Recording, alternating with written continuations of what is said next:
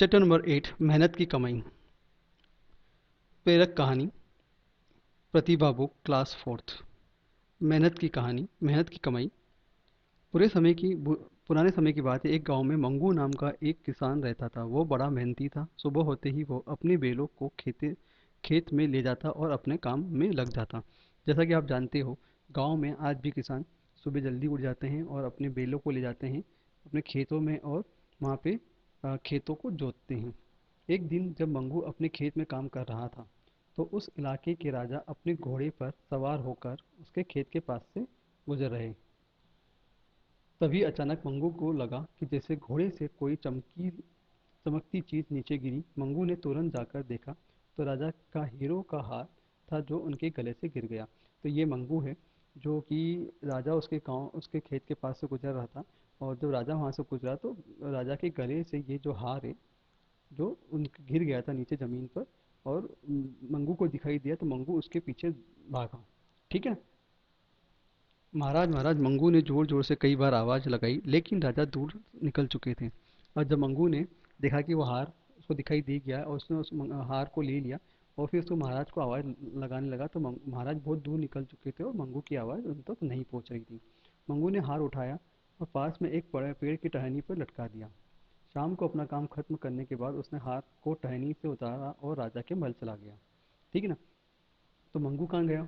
अब मंगू का काम बचा था। सबसे पहले उसने क्या करा, अपने काम कंप्लीट किया। और फिर उसके बाद क्या किया, उस हार को लेके कहाँ गया, राजमहल गया। मुझे महाराज से मिलना है, मेरे पास उनकी एक कीमती वस्तु है। मंगू ने द्वारपाल से बोला। राजा का आदेश पाकर द्वारपाल ने मंगू को अंदर भेजा। ठीक है ना। तो मंगू जैसे ही वहाँ गया राजा के पास, तो राजा के जो सिपाही थे उसने पूछा कि भैया क्या काम है। तो राजा उसने मंगू ने बोला, मुझे बहुत अर्जेंट काम है महाराज से।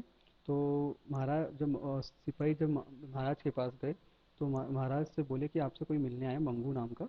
तो मंगू को उसने बुला लिया राजा ने। हजूर, आज सुबह जब आप अपने घोड़े पर तेज रफ्तार से मेरे खेत के पास से गुजर रहे थे, तभी आपका यह हार वहाँ गिर गया था। ले लीजिए। मंगू ने हार सौंपते हुए कहा। तो फिर उसने पूरी कथा सुनाई कि आप मेरे खेत के वहाँ से जा रहे थे, है ना, और आपका हार गिर गया था। मैंने आपको आवाज़ भी लगाई पर आपने सुनी नहीं। तो जो आपका हार गिर गया था, मैं आपको उसे लौटाने आया हूँ। मंगू, तुम्हारी ईमानदारी ने तो मुझे प्रसन्न कर दिया। समझ में नहीं आ रहा है तुम्हें क्या इनाम दूँ। ठीक है ना। तो ये मंगू ने जब उसका हार दिखाया और हार दिया, तो राजा बहुत खुश हुआ। राजा ने बोला कि तुम बहुत ईमानदार आदमी हो, तुम्हारी इस ईमानदारी से मैं बहुत खुश हो गया हूँ। राजा बोला, ये हार मेरे लिए बहुत अमूल्य है, पड़ोसी मित्र ने मुझे भेंट किया था। राजा बोला।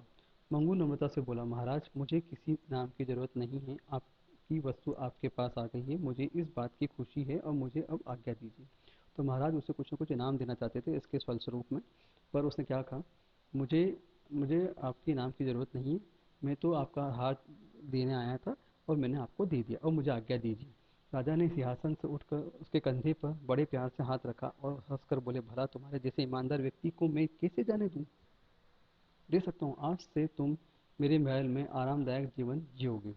ठीक है ना। तो महाराज ने क्या कहा कि तुम जैसे ईमानदार व्यक्ति को मैं कैसे जाने दे सकता हूँ। तुम्हारी ईमानदारी को देख के तो मैं बहुत खुश हुआ हूँ, और मैं चाहता हूँ कि तुम मेरे महल में आराम से रहो। अब तुम्हें कोई काम करने की जरूरत नहीं होगी, महाराज ने उसे कहा।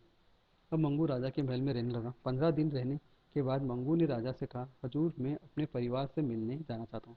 जब 15 दिन वो महल में रह लिया, तो वो वहाँ पे बोर होने लगा। तो उसने क्या बोला कि मैं अपने परिवार से मिलने जाना चाहता हूँ, अब मुझे आज्ञा दीजिए।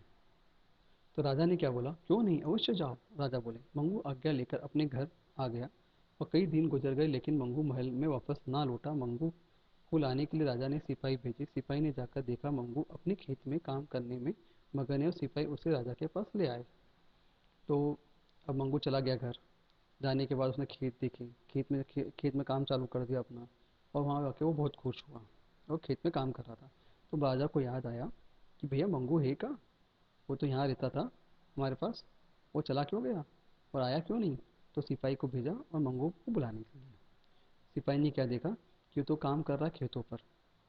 तो राजा तो सिपाही ने बोला, राजा ने तुम्हें बुलाया है और तुम्हें याद किया है। तो मंगू, तुम अपने परिवार से मिलने गए थे लेकिन तुम वापस क्यों नहीं लौटे। अब राजा ने क्वेश्चन पूछा उससे।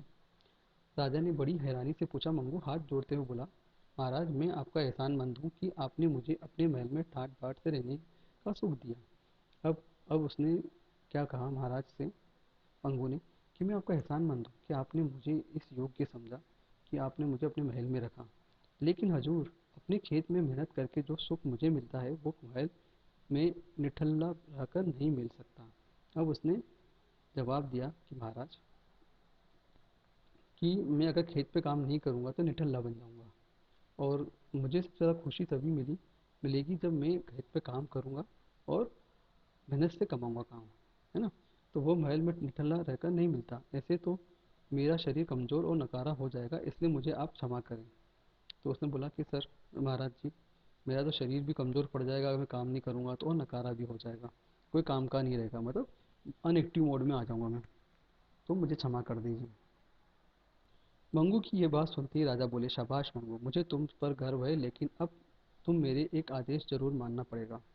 मंगू की ये बात सुनकर राजा बहुत खुश हुए और गर्व भी हुए कि मंगू ने जो जवाब दिया बहुत अच्छा था, कि निठल्ला बैठने से अच्छा काम करना सही रहेगा, और अगर निठल्ला बैठूंगा तो मैं कमज़ोर पड़ जाऊंगा और कोई काम का नहीं रहूँगा, ये महाराज को उसने बताया। तो महाराज ने बोला, ठीक है मंगू, पर तुम्हें मेरी एक आदेश तो मानना ही पड़ेगा। आज्ञा कीजिए सरकार, मंगू ने हाथ जोड़ते हुए बोला। इस तोहफे को लेने से मना मत करना, वरना मेरा दिल टूट जाएगा। तो महाराज ने उसको एक तोहफा दिया और कहा कि मेरा दिल टूट जाएगा अगर तुम उसे नहीं लोगे तो। यह कहते हुए राजा ने अपने हाथ में पहना एक कीमती कंगन उतारकर उसके हाथ में पहना दिया। तो महाराज ने क्या करा, अपने हाथ में एक पहना हुआ कीमती कंगन उसको निकाल कर उस मंगू को दे दिया, और मंगू भी क्या खुश खुश उसको लेकर चला गया, घर वापस आ गया। ठीक है। तो ये एक संदेश था, मेहनत करके जो सुख मिलता है वो निठल्ला रहकर नहीं मिलता। ये कहानी का संदेश था। शब्द और अर्थ। मेहनती मतलब परिश्रमी, वस्तु मतलब चीज, निठल्ला मतलब बेकार, एहसानमंद किए गए उपकार को मानने वाले, आदेश मतलब हुक्म आज्ञा, तोहफा मतलब उपहार, क्षमा मतलब माफी, रफ्तार मतलब गति, ठाट बाट मतलब शान और शौकत, नम्रता मतलब नम्र होने के भाव, अमूल्य मतलब जिसकी कोई कीमत ना हो। ठीक है। वाचन अश्रुत लेख, द्वारपाल, वस्तु, ईमानदार, अमूल्य, रफ्तार, प्रसन्न, भेंट, नम्रता और सिंहासन। तो ये थे चैप्टर के शब्द और अर्थ, और वाचन और श्रुत लेख, मेहनत की कमाई, चैप्टर नंबर 4, क्लास नंबर 4, मेहनत की कमाई। धन्यवाद।